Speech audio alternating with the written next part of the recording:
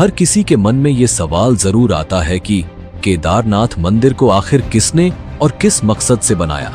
और सबसे चौंकाने वाली बात यह है कि केदारनाथ धाम का शिवलिंग बाकी शिवलिंगों से इतना अलग क्यों है, इसके पीछे कौन सा रहस्य छिपा है। हजारों साल पहले जब विज्ञान की आज की तरह तरक्की नहीं हुई थी, तब उस दौर के लोग इस मंदिर को बनाने के लिए इंटरलॉकिंग जैसी आधुनिक टेक्नोलॉजी को कैसे जानते थे। और सबसे हैरान करने वाली बात यह है कि बिना किसी नुकसान के 400 सालों तक ये मंदिर बर्फ में कैसे दबा रहा और इसके पीछे की कहानी क्या है। जब मंदिर के कपाट 6 महीने के लिए बंद हो जाते हैं, तब अंदर जलने वाला दीपक आखिर 6 महीने तक कैसे निरंतर जलता रहता है। और सबसे बड़ा सवाल, 2013 की बाढ़ के समय जब पूरा क्षेत्र तबाह हो गया था, तो मंदिर को बचाने के लिए पीछे से आई विशाल भीमशिला किसने रखी।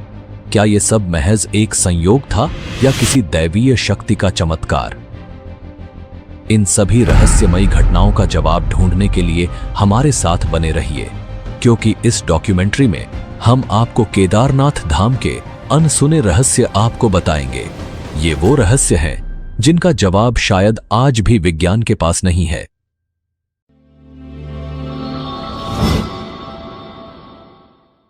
भारत के उत्तराखंड में बसा केदारनाथ धाम केवल एक मंदिर नहीं, बल्कि आस्था, रहस्य और चमत्कारों का अद्भुत संगम है। हिमालय की ऊंचाइयों में 12 ज्योतिर्लिंगों में से एक यह पवित्र स्थल सदियों से भक्तों को अपनी ओर खींचता आया है। पर क्या आप जानते हैं कि इस मंदिर के हर पत्थर के पीछे छिपी हैं अनगिनत कहानियां, जो केवल आस्था ही नहीं बल्कि चमत्कारों और विज्ञान से भी जुड़ी हैं।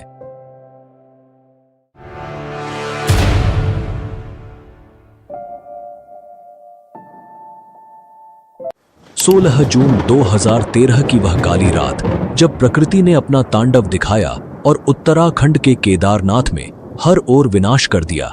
लेकिन इसी विनाश के बीच एक ऐसा चमत्कार घटा जिसने लोगों की आस्था को और भी गहरा कर दिया। आइए हम आपको उस समय की भयावहता और चमत्कार के बारे में बताते हैं जिसने केदारनाथ मंदिर को बचाया था। उस रात केदारनाथ में बाढ़ का पानी मंदाकिनी नदी से उफनता हुआ आ रहा था। भारी बारिश और चौराबारी ग्लेशियर के पिघलने से स्थिति और भी भयावह हो गई।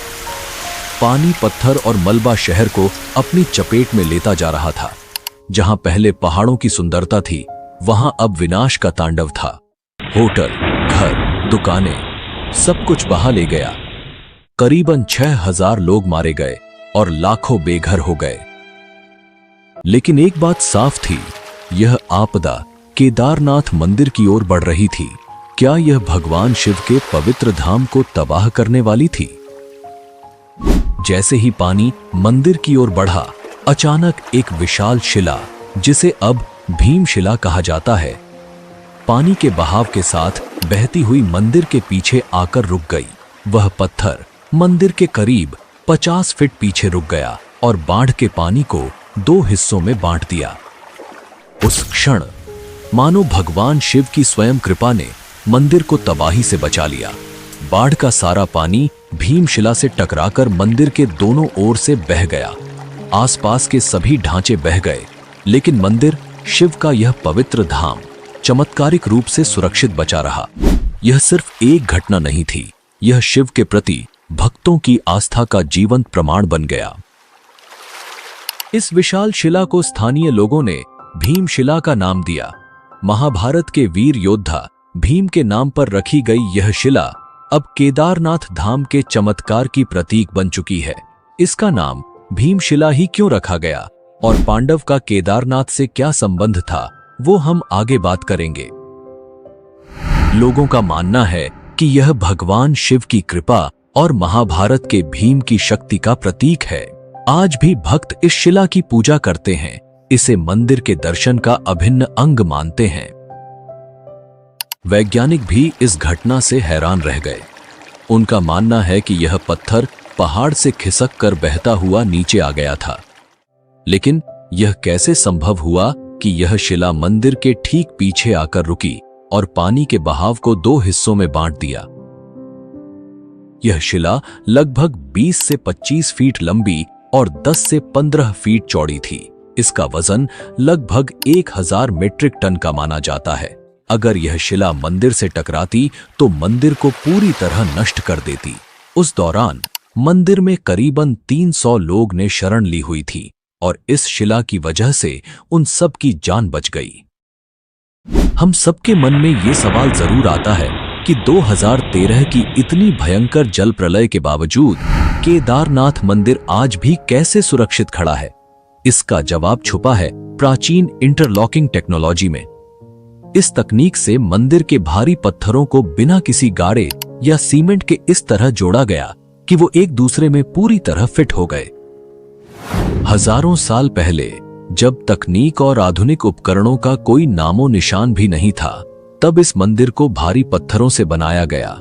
लेकिन इन पत्थरों को जोड़ने के लिए किसी गाड़े या सीमेंट का इस्तेमाल नहीं हुआ। प्राचीन भारतीय कारीगरों ने पत्थरों को इस प्रकार तराशा कि वो एक दूसरे में एकदम सटीक तरीके से लॉक हो जाते थे। इस तकनीक ने मंदिर को प्राकृतिक आपदाओं से बचाया है, चाहे वो भूकंप हो, भारी हिमपात हो या फिर बाढ़।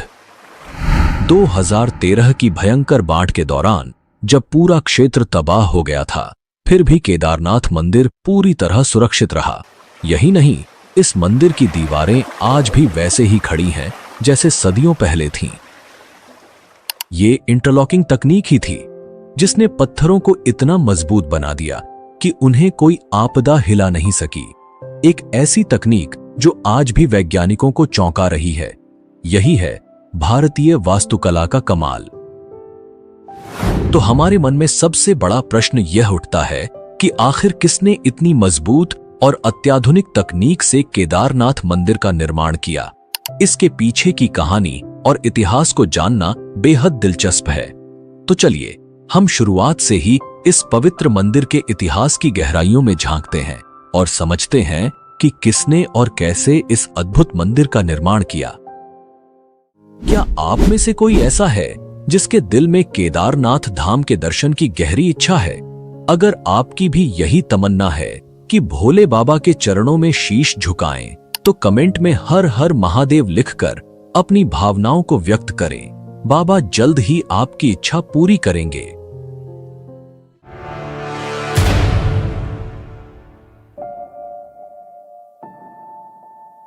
केदारनाथ मंदिर का निर्माण अत्यंत रहस्यमय और प्राचीन माना जाता है। यह मंदिर न केवल धार्मिक दृष्टि से महत्वपूर्ण है, बल्कि इसके निर्माण के साथ जुड़ी पौराणिक कथाएं इस स्थल को और भी अधिक अलौकिक और रहस्यमयी बनाती हैं। इसमें हम 3 कथा पर बात करेंगे, जिसमें सबसे प्रसिद्ध कथा है महाभारत की। तो आइए जानते हैं इस मंदिर के निर्माण के बारे में। धार्मिक ग्रंथों में वर्णित कथा के अनुसार महाभारत के युद्ध में विजय प्राप्त करने के बाद युधिष्ठिर को हस्तिनापुर का राजा घोषित किया गया। लगभग 4 दशकों तक उन्होंने हस्तिनापुर पर शासन किया। एक दिन पांडव भगवान श्री कृष्ण के साथ बैठकर महाभारत युद्ध की समीक्षा कर रहे थे। उस समय पांडवों ने श्री कृष्ण से कहा, हे नारायण, हम भाइयों पर अपने बंधु बांधवों और गुरुजनों की हत्या का कलंक है। इस कलंक को कैसे मिटाया जाए? श्री कृष्ण ने उत्तर दिया, भले ही तुमने युद्ध में विजय प्राप्त की हो, लेकिन तुमने अपने बंधु बांधवों का वध किया है और इसके कारण तुम पाप के भागी बने हो। इन पापों से मुक्ति सिर्फ महादेव ही दिला सकते हैं। इसलिए अब समय आ गया है कि तुम महादेव की शरण में जाओ। इसके बाद श्री कृष्ण द्वारका लौट गए और पांडव पापों से मुक्ति के लिए चिंतित रहने लगे। उसी दौरान पांडवों को खबर मिली कि भगवान श्री कृष्ण ने अपना देह त्याग दिया है। इस दुखद समाचार ने पांडवों को झकझोर दिया। अब जब उनके सदा के सहायक कृष्ण भी नहीं रहे, पांडवों ने अपने राज्य परीक्षित को सौंप दिया और द्रौपदी सहित भगवान शिव की तलाश में निकल पड़े। सबसे पहले पांडव काशी पहुंचे, लेकिन वहां भोलेनाथ के दर्शन नहीं हुए। वे कई अन्य स्थानों पर भी गए, परंतु जहां भी पांडव पहुंचते, शिवजी वहां से चले जाते। इस खोज में वे एक दिन हिमालय तक आ पहुंचे। तब भगवान शिव ने पांडवों को आता देख नंदी का रूप धारण कर लिया और पशुओं के झुंड में चले गए। भगवान शिव को पाने के लिए भीम ने एक योजना बनाई। उन्होंने विशाल रूप धारण कर अपने पैर केदार पर्वत के दोनों ओर फैला दिए ताकि कोई भी पशु उनके पैरों के बीच से निकल सके। लेकिन नंदी रूपी भगवान शिव ने ऐसा नहीं किया। तभी भीम ने नंदी को पहचान लिया और पकड़ने का प्रयास किया, लेकिन शिवजी धरती में समाने लगे। भीम ने उनका पिछला हिस्सा पकड़ लिया।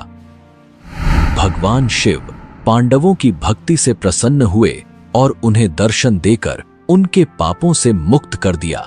तभी से भगवान शिव यहां नंदी की पीठ के रूप में पूजे जाते हैं। इसी वजह से केदारनाथ का शिवलिंग बाकी शिवलिंगों से अलग है।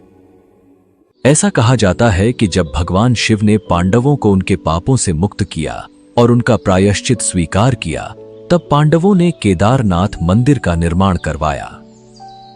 यह भी कहा जाता है कि भगवान शिव का शरीर पृथ्वी के अलग अलग हिस्सों में प्रकट हुआ, जिससे पंच केदार की उत्पत्ति हुई।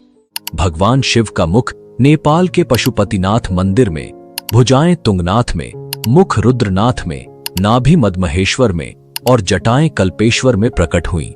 यही 5 स्थान पंच केदार के रूप में पूजित हैं। केदारनाथ को पंच केदार में सबसे प्रमुख माना जाता है, क्योंकि यहां भगवान शिव के पीठ रूप की पूजा की जाती है।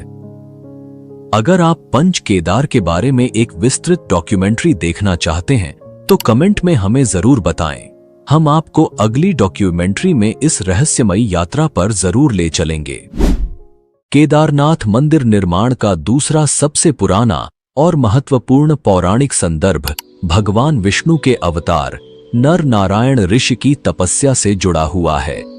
शिव पुराण की कोटि रुद्र संहिता में उल्लेख है कि बद्रीवन में भगवान विष्णु के अवतार नर नारायण पार्थिव शिवलिंग बनाकर उनकी पूजा करते थे।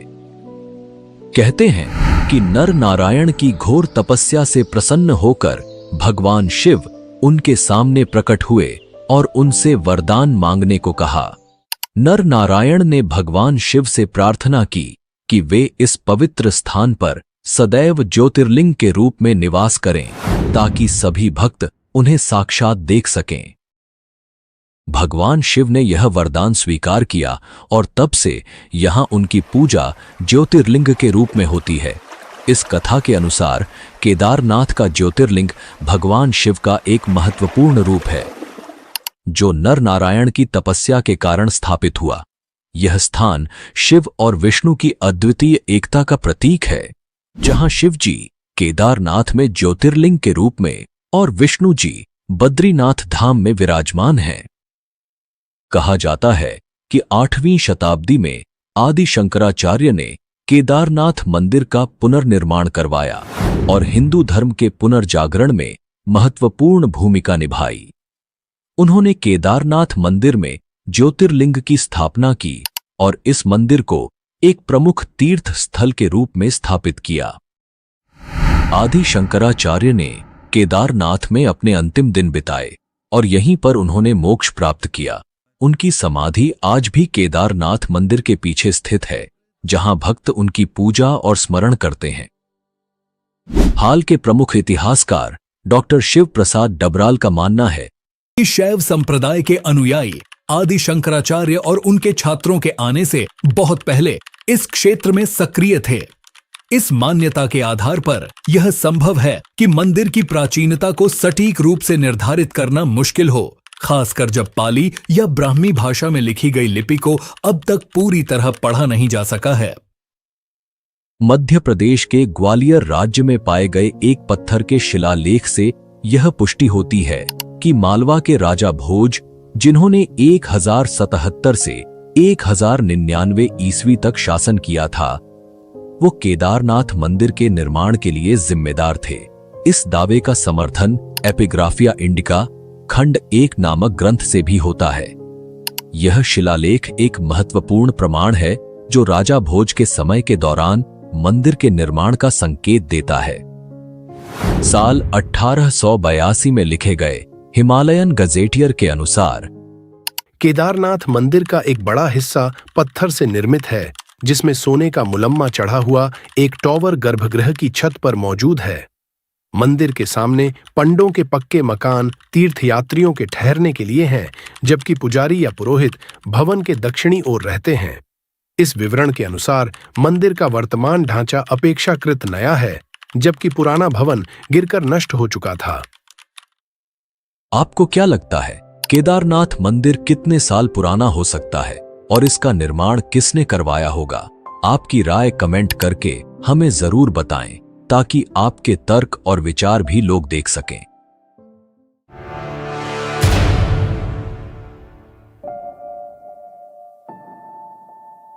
अब हम आपको एक ऐसे अध्याय में लेकर जा रहे हैं जो आपको हैरान कर देगा।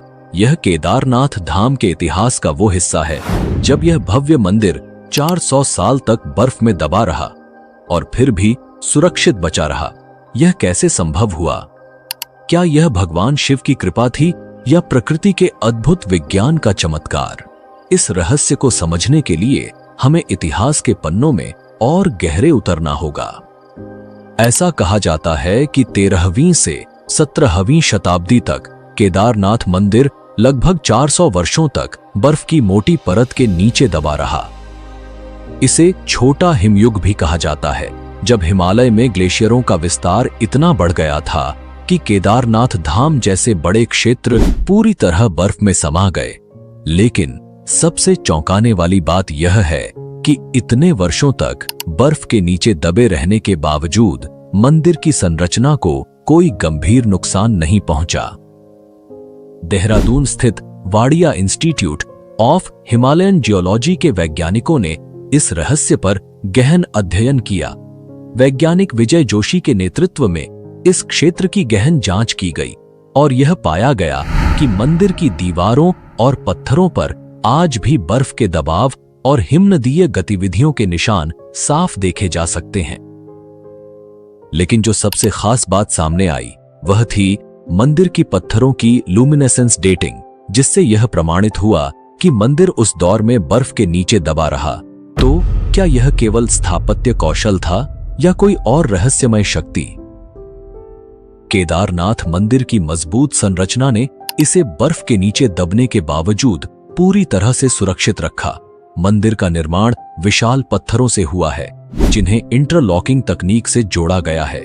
बिना सीमेंट के इन पत्थरों की आपस में जकड़ इतनी मजबूत थी कि बर्फ का भारी दबाव भी इसे हिला नहीं सका। दोस्तों, अगर आपको हमारी वीडियो पसंद आ रही है तो अभी लाइक करें और चैनल को सब्सक्राइब करना न भूलें। आपका एक लाइक और सब्सक्रिप्शन हमें और भी बेहतर कंटेंट लाने में मदद करेगा।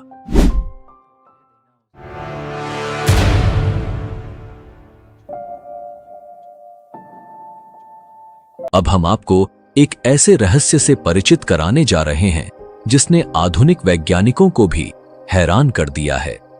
केदारनाथ और रामेश्वरम के बीच का गहरा जियोमेट्रिकल अलाइनमेंट, ये वाकई एक चौंकाने वाली बात है।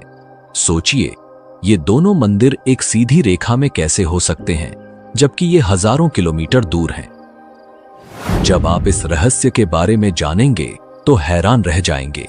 यह प्राचीन भारतीय ज्ञान और वास्तुकला का एक अद्भुत उदाहरण है, जिसे आज की आधुनिक दुनिया में समझना कठिन है। क्या आपने कभी सोचा है कि केदारनाथ और रामेश्वरम जैसे दूरस्थ मंदिर कैसे एक ही रेखा पर हो सकते हैं? ये रहस्य न सिर्फ श्रद्धालुओं को बल्कि वैज्ञानिकों को भी हैरान कर चुका है। उत्तराखंड के केदारनाथ और दक्षिण भारत के रामेश्वरम ज्योतिर्लिंग 79 डिग्री देशांतर रेखा पर स्थित है। लेकिन यही नहीं, इनके बीच 5 और शिव मंदिर हैं जो सृष्टि के पंच तत्वों जल, वायु, अग्नि, आकाश और धरती का प्रतिनिधित्व करते हैं। अब सोचिए, हजारों साल पहले जब उपग्रह तकनीक या जीपीएस जैसी कोई आधुनिक तकनीक नहीं थी, तब भी हमारे प्राचीन वास्तुकारों ने इतनी सटीकता से इन मंदिरों को एक सीध रेखा में कैसे स्थापित किया। यह जानकर हैरानी होती है कि केदारनाथ और रामेश्वरम के बीच 2383 किलोमीटर की दूरी है और इन 7 मंदिरों का एक ही रेखा में होना महज संयोग नहीं हो सकता। इन मंदिरों की स्थापना 1500 से 2000 साल पहले हुई थी और वैज्ञानिक दृष्टिकोण से ये एक अद्भुत ज्योमेट्रिकल अलाइनमेंट का हिस्सा है। यह सिर्फ धार्मिक नहीं बल्कि ब्रह्मांडीय संतुलन की भी एक झलक देता है।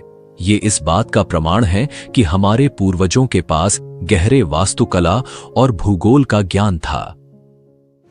अब आइए इस अद्भुत 79 डिग्री देशांतर रेखा के बारे में बात करें। इस रेखा पर केदारनाथ और रामेश्वरम के बीच 5 और महत्वपूर्ण मंदिर स्थित हैं। कालेश्वर, श्रीकालाहस्ती, एकम्बरेश्वर, अरुणाचलेश्वर और चिदंबरम मंदिर। यह सोचने पर मजबूर कर देता है कि कैसे प्राचीन वास्तुकारों ने बिना किसी आधुनिक तकनीक के यह सब किया। उज्जैन के महर्षि पाणिनि संस्कृत विश्वविद्यालय के प्रोफेसर डॉक्टर उपेंद्र भार्गव का भी यही कहना है। यह तथ्य सही है कि ये मंदिर 79 डिग्री देशांतर पर स्थित हैं। हालांकि इनकी स्थापना अलग अलग समय पर हुई, इसलिए यह कहना कठिन है कि इन्हें किसी विशेष जियोमेट्रिकल अलाइनमेंट के तहत बनाया गया था।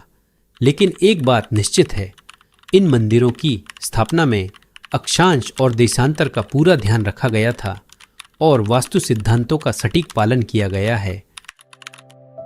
ये रहस्य आज भी बना हुआ है, जो हमें प्राचीन भारतीय ज्ञान और विज्ञान की गहराई से रूबरू कराता है। ऐसे में क्या आप भी सोच रहे हैं कि यह सब कैसे संभव हुआ? क्या यह महज संयोग है या प्राचीन ज्ञान का कोई अदृश्य सूत्र? यह सवाल हम सभी को सोचने पर मजबूर करता है। क्या आपको पता है कि विमान का कॉन्सेप्ट प्राचीन भारतीय शास्त्रों में मिलता है और आज भी लोग इसका उपयोग करते हैं? अगर आपको भी ऐसी प्राचीन भारतीय टेक्नोलॉजी के बारे में पता है तो कमेंट में जरूर बताएं। इससे दूसरे लोग भी हमारी प्राचीन तकनीक के बारे में जान सकेंगे।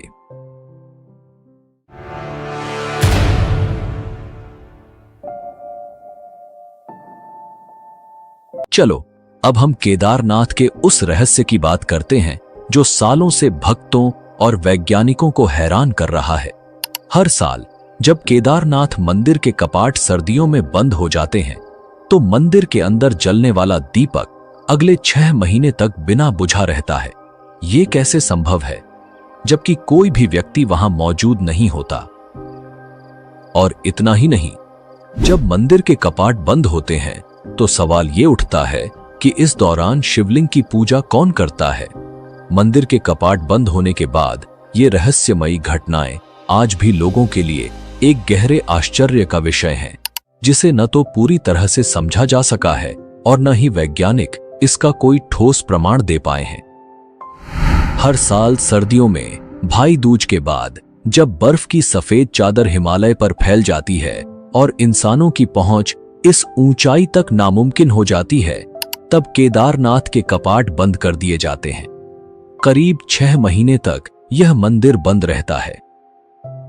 पौराणिक कथाओं के अनुसार जब सर्दियों के दौरान केदारनाथ मंदिर के कपाट बंद होते हैं, तब देवता और गंधर्व यहां आकर भगवान शिव की पूजा करते हैं। यह माना जाता है कि जब मंदिर में आम लोगों की पूजा बंद हो जाती है, तब भगवान शिव देवताओं और गंधर्वों के साथ यहां निवास करते हैं। जब मंदिर के कपाट बंद किए जाते हैं, तब मंदिर के अंदर एक दीपक जलाया जाता है।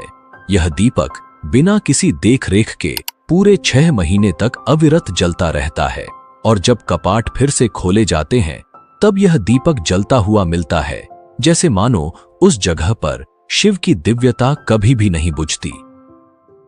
क्या यह सच में किसी चमत्कार से कम है? एक ऐसा दीपक जो इंसानों की अनुपस्थिति में भी लगातार जलता रहता है और वह भी महीनों तक। इस रहस्यमयी घटना ने भक्तों के दिलों में गहरा विश्वास पैदा किया है। लिए यह इस बात का प्रमाण है कि भगवान शिव की उपस्थिति यहाँ हर समय बनी रहती है और जब इंसान दूर होते हैं तब भी यह धाम खाली नहीं होता, क्योंकि देवताओं का आगमन होता है। वैज्ञानिक दृष्टिकोण से 6 महीने तक जलने वाला दीपक और मंदिर की स्वच्छता अभी भी एक रहस्य है। कैसे संभव है कि इतने लंबे समय तक कोई दीपक बिना किसी बाहरी मदद के जलता रहे और कपाट खुलने के बाद मंदिर की सफाई और व्यवस्था ज्यों की त्यों मिलती है, मानो कोई वहां नियमित पूजा करता रहा हो। वैज्ञानिक अभी भी इस घटना को पूरी तरह से समझने में असमर्थ हैं। कपाट बंद होने के दौरान भगवान शिव की प्रतिमा और मंदिर से जुड़े धार्मिक प्रतीक, जिन्हें दंडी कहा जाता है, को विशेष सम्मान के साथ ऊखीमठ ले जाया जाता है। ऊखीमठ उत्तराखंड का एक पवित्र स्थल है, जहां भगवान केदारनाथ के विग्रह को सर्दियों के दौरान सुरक्षित रखा जाता है।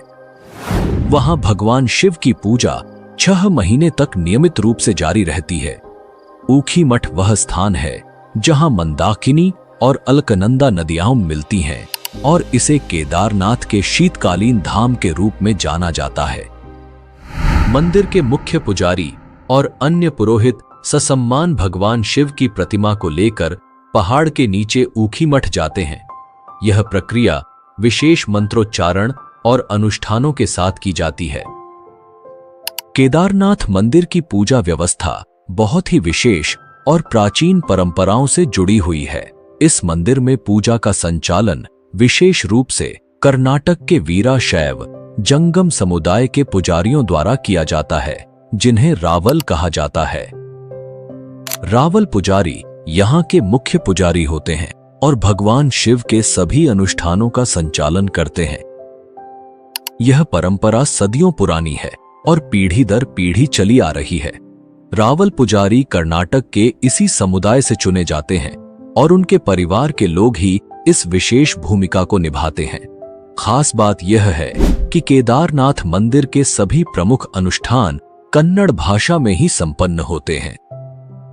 यह परंपरा प्राचीन काल से चली आ रही है और आज भी इसका पूरी श्रद्धा और विधि से पालन किया जाता है।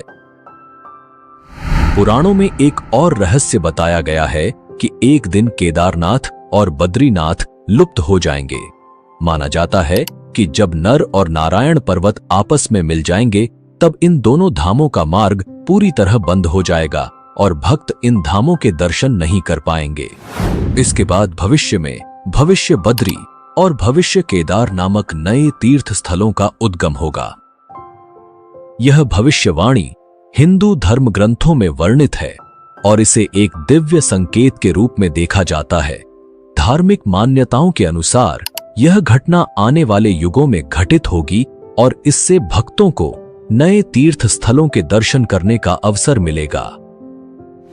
तो यह था केदारनाथ मंदिर का वह रहस्य, भीमशिला का चमत्कार, मंदिर का अलौकिक निर्माण, 400 साल तक बर्फ में दबे रहना, देवताओं और गंधर्वों की पूजा, 6 महीने तक अविरत जलने वाला दीपक और भक्तों की अटूट आस्था। ये सब सिर्फ एक धार्मिक कथा नहीं है, बल्कि उस अलौकिक शक्ति का प्रतीक है जो भगवान शिव के इस पवित्र धाम को अनंत काल तक पावन बनाए रखती है। यह मंदिर हमें एक ओर वैज्ञानिक रहस्यों से हैरान करता है, तो दूसरी ओर हमारी आस्था को और भी मजबूत बनाता है। अगर आपको ये डॉक्यूमेंट्री पसंद आई हो तो हमें कमेंट में अपना फीडबैक जरूर बताएं, और अगर आपने चैनल को अभी तक सब्सक्राइब नहीं किया है तो जल्दी से कर लीजिए, ताकि ऐसी ही रोचक और रहस्यमयी डॉक्यूमेंट्री आपको मिलती रहे। मिलते हैं अगली डॉक्यूमेंट्री में, तब तक के लिए धन्यवाद। जय हिंद, जय भारत।